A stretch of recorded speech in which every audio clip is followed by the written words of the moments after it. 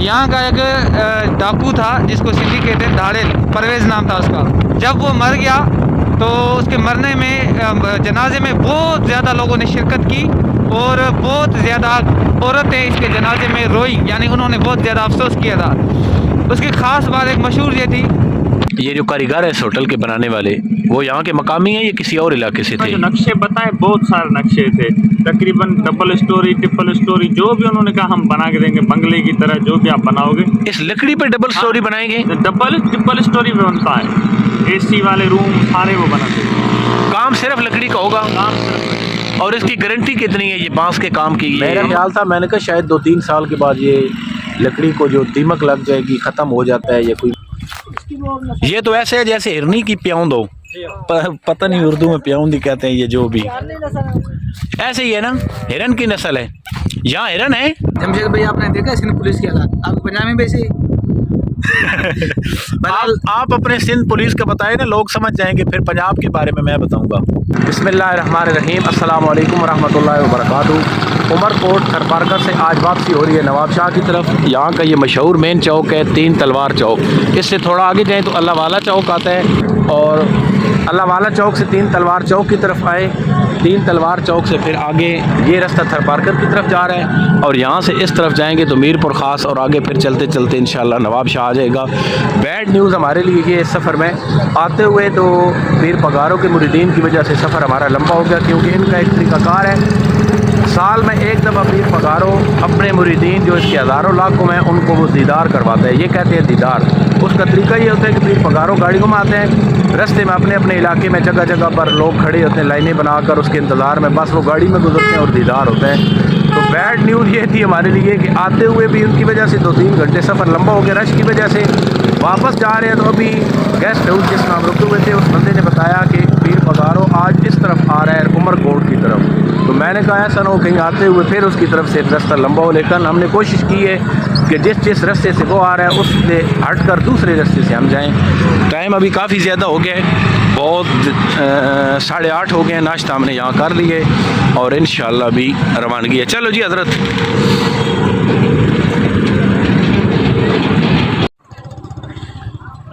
मीरपुर ख़ास की तरफ जाते हुए थोड़ा सा सफ़र करने के बाद रास्ते में हमें ये होटल नज़र आया, तो मैंने मौलाना साहब को कहा कि यहाँ रुक जाएं, क्योंकि इसका तर्ज़ तामीर अलग है। ये सिर्फ बांस की लकड़ियों से बना हुआ है, ये बांस है, इसके ऊपर इन्होंने कलर किए हुए, गोल्डन है, रेड है, दीकर बहुत सारे, यानी मुख्तलिफ मल्टी कलर के साथ।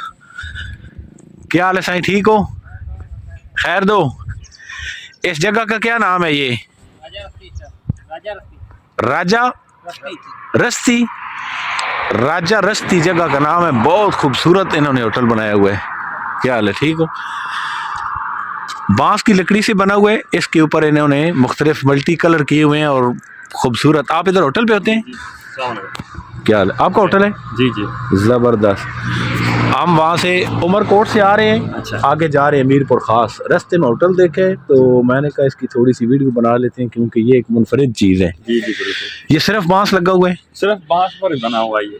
क्या वजह है? ये आपने कोई अपनी इजाद नहीं की, साइंसदान है या नहीं, हम इलाके आपके में ये कल्चर हमारे है? इलाके में एक यहाँ पर जागीर मोड़ है, वहाँ पर एक ऐसा बना हुआ था।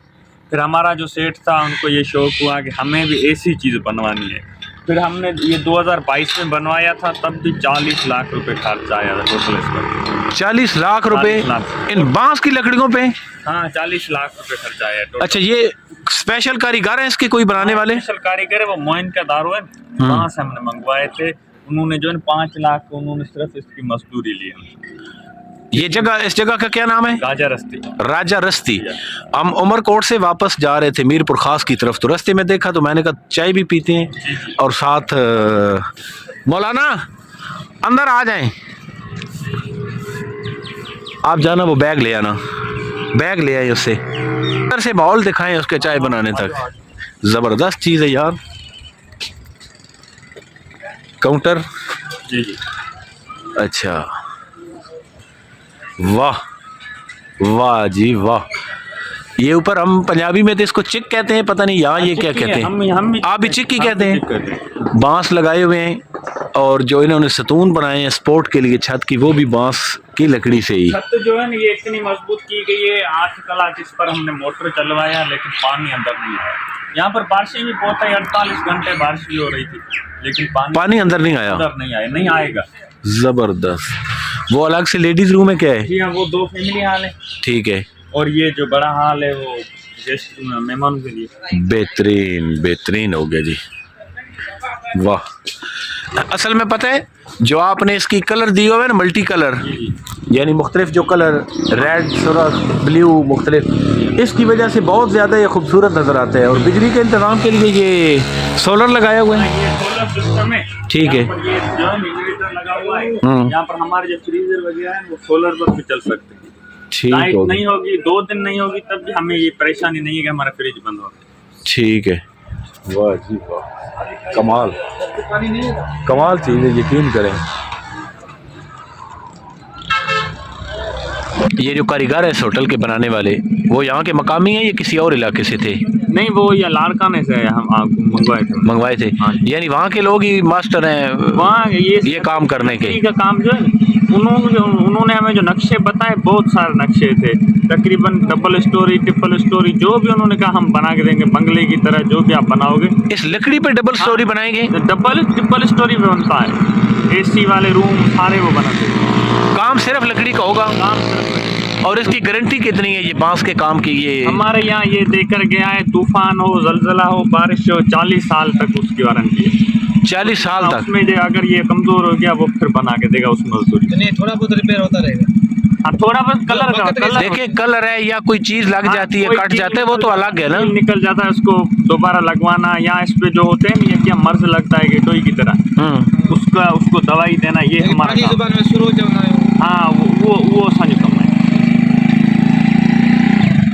जबरदस्त। अंदाजा लगाएं, बांस की लकड़ियों से बनाकर 40 साल की गारंटी दे रहे हैं।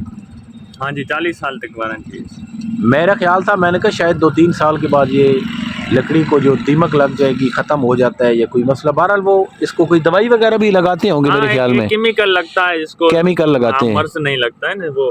हाँ, ही नहीं लगेगी, महफूज करने के लिए दीमक से। हाँ, वो 3 साल में एक बार हम करते हैं। ठीक है। उन्होंने बताया 3 साल में एक बार इस कलर के साथ करना है, उस कलर में मिलावट करनी है उसको। सही हो गया। नाम क्या है आपका? जावेद सोलंकी। जावेद सोलंकी। ये सोलंकी कौम है ना? जी। Okay Javed Solanki, thank you sir, अल्लाह हाफ़िज़। आपका होटल बस अच्छा लगा तो रास्ते में रुक के चलें। अब आपसे वीडियो पर मुलाकात होती रहेगी। होटल तो अच्छा लगा लेकिन भाई भी अच्छी लगी। लेकिन ना कहे ना, लेकिन के बाद ऐसे होता है ना, जब बंदा कहता है ना कि ये बंदा अच्छा है, लेकिन का मतलब होता है पीछे वाली बात सारी गलत है। लेकिन अगर मगर पर ये नहीं होना चाहिए। आप ये कहें कि होटल के साथ भाई भी अच्छे हैं, लेकिन ना निकाल दिया भाई मैंने। होटल से ओके, शुक्रिया। यहाँ का एक डाकू था जिसको सिंधी कहते हैं धाड़ेल, परवेज नाम था उसका, परू धाड़ेल के नाम से मशहूर था। जब वो मर गया तो उसके मरने में जनाजे में बहुत ज़्यादा लोगों ने शिरकत की और बहुत ज़्यादा औरतें इसके जनाजे में रोई, यानी उन्होंने बहुत ज़्यादा अफसोस किया था। उसकी ख़ास बात एक मशहूर ये थी कि आसपास के जो उसके घर थे जहाँ रहने वाला था वो उन लोगों को नहीं सताता। दूसरी बात है कि औरतों की इज़्ज़त के बारे में बड़ा गैरतमंद था, बड़ा गैरतमंद। तो उसकी एक बात मशहूर है कि एक बड़ी कोच जा रही थी, उसमें कुछ डाकू घुस के आ गए। जब डाकू अंदर घुसे तो उन्होंने उनसे लूटमार की मर्दों से, लेकिन जो औरतें थीं उनके कानों से उन्होंने सोने के जेवरात उतारना शुरू किए।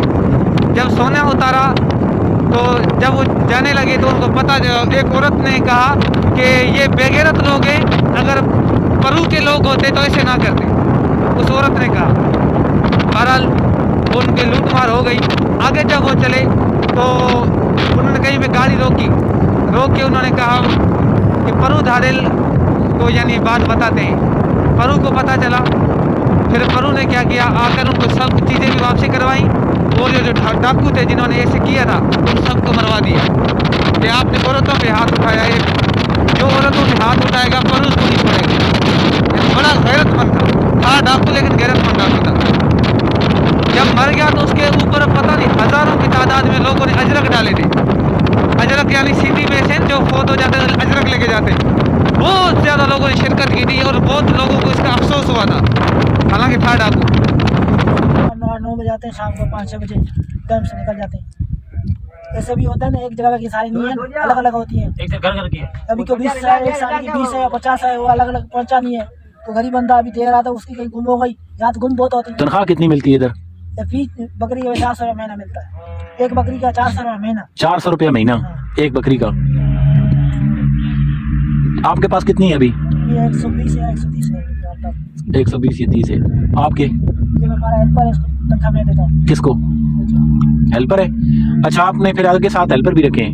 इसको महीने की तनख्वाह कितनी दे रहे हो? इसको भी खाना पीना दिन को मैं खिलाता हूँ। हाँ, 6-7 हज़ार रुपये तनख्वाह देता हूँ। 6-7 हज़ार रुपया। फरीद इधर आओ आगे, होती जाए आपका। बैठो नीचे, कलमा सुनाओ। आते हैं? जोर से बोल। जोर से बोलो ना। जिंदाबाद जिंदाबाद जिंदाबाद। हमारे आखिरी नबी सल्लल्लाहु अलैहि वसल्लम का क्या नाम है? हजरत मोहम्मद सल्लल्लाहु अलैहि वसल्लम। आखिरत की जिंदगी की भी तैयारी करनी है, वो इस दुनिया की जिंदगी से ज्यादा जरूरी है। उमर भाई, जी जी। नाम आपका कितना जबरदस्त है। उमर फारूक। हमारे दूसरे खलीफा हजरत उमर फारूक रजी अल्लाह तआला अन्हु। पहले हजरत अबू बकर सिद्दीक, दूसरे हजरत उमर, तीसरे हजरत उस्मान, चौथे हजरत अली। अहले बैत, नबी सल्लल्लाहु अलैहि वसल्लम के घराना अहले बैत है। बीवियाँ उनकी बेटियाँ 4 थीं। इसी तरह आप अलैहिस्सलातु वस्सलाम की जो हजरत फातिमा रजी अल्लाह तआला अन्हु की आगे औलाद थी। ये चीज़ें पता होनी चाहिए ना, क्या ख्याल है? ज़बरदस्त। अल्लाह आपको इज़्ज़त भी दे, सुकून भी दे, दुनिया आखिरत की परेशानियां अल्लाह आपकी दूर करे। ये बकरियां आपकी बड़ी खूबसूरत हैं। ये बार बार इनको देखने का दिल कर रहे हैं। किधर? वो नहीं, ये जो नस्ल है ना, ये वाली, ये बहुत खूबसूरत है। ये और नस्ल है, ये और नस्ल है, वो साथ लगी वो नस्ल है। इसकी ये कौन सी नस्ल है? बड़े टाइप के हैं? तो ये टापरी बोलते हैं, टापरी। टापरी। ये भी है वो इसकी वो नस्ल। ये तो ऐसे है जैसे हिरनी की प्याउंद हो। पता नहीं उर्दू में प्याउंदी कहते हैं, ये जो भी चारनी नस्ल है। ऐसे ही है ना, हिरन की नस्ल है। यहाँ हिरन है, यहाँ नहीं, आप बॉर्डर पे हैं। चले, ओके जी, शुक्रिया, जज़ाकल्लाह। अल्लाह आपको दुनिया आखिरत की आसानियाँ भी दे, इज़्ज़त भी दे, सुकून भी दे, सारे मसाइल अल्लाह आपके हल कर दे।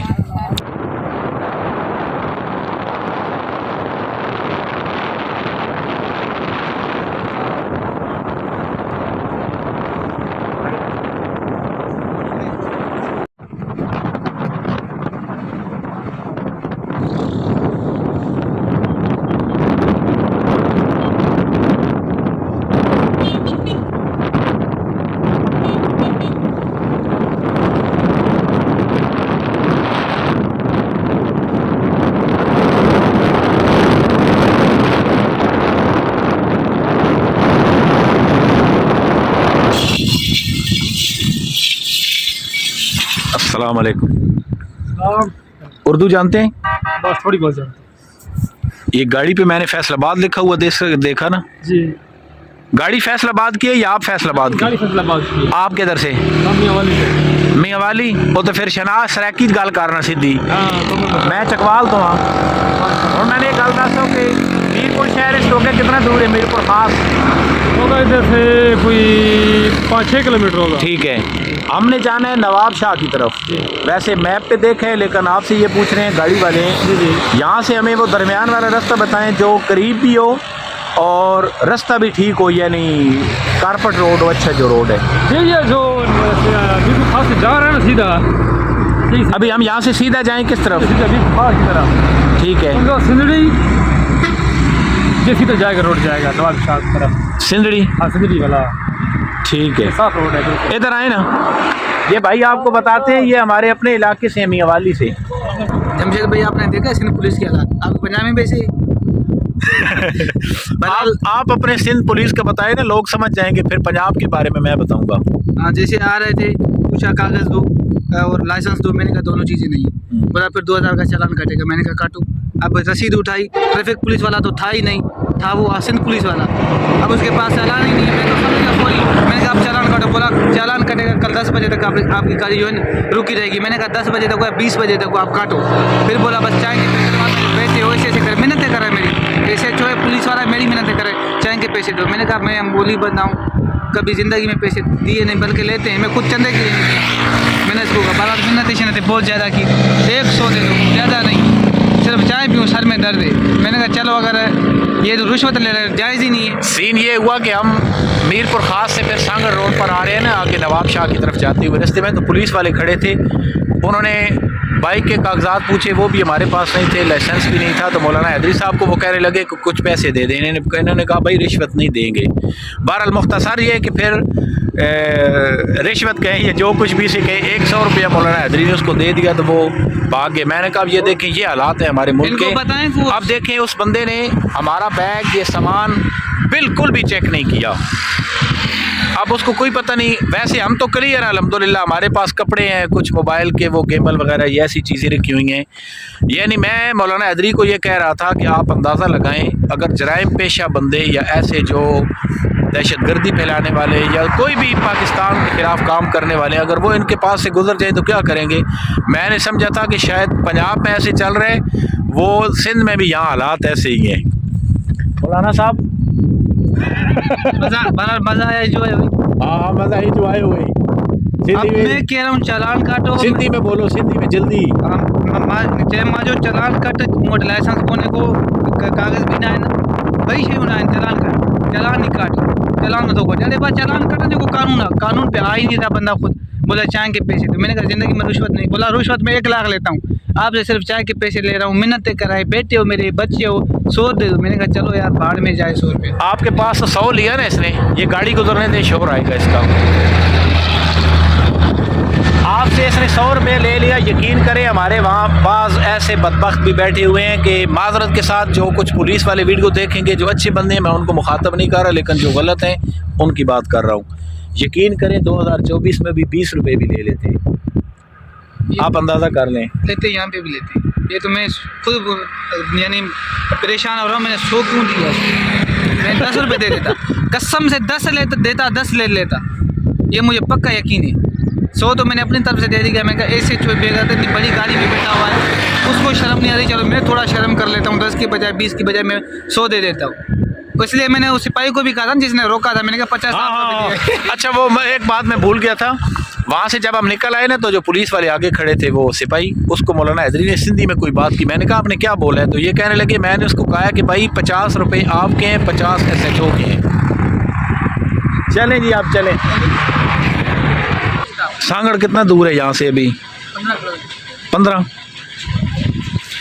चैन तो चेक कर दें, थोड़ा ढीला है या क्या मसला है उसे? बहुत ज़्यादा टाइट नहीं करना है।